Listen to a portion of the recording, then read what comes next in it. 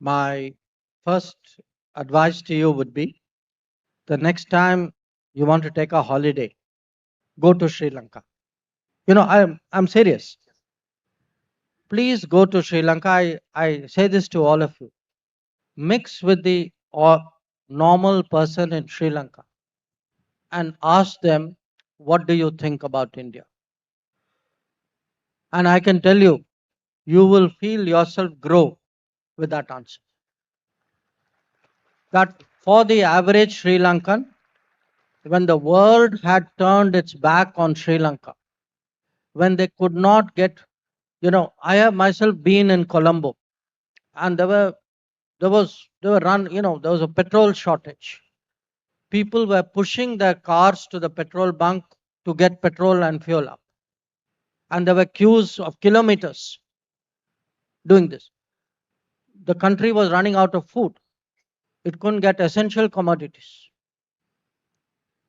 Now, at a time when the rest of the world turned its back on Sri Lanka, the only country which came forward, and came forward not in a small way, we actually committed $4.5 billion to Sri Lanka.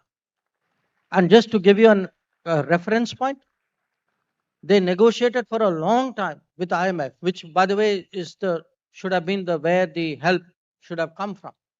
And that IMF package was less than $3 billion.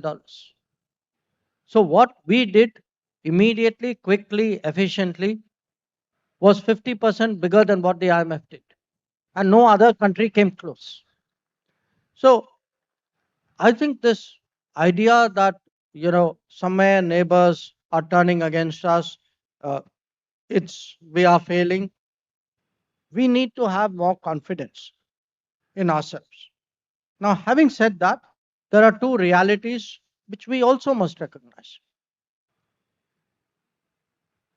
You know, China is also a neighboring country, and in many ways will, as part of competitive politics, influence these countries. I don't think we should be scared of China.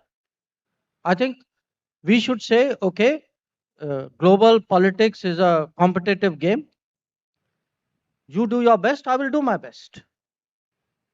So it cannot be. Today, China is is a major economy.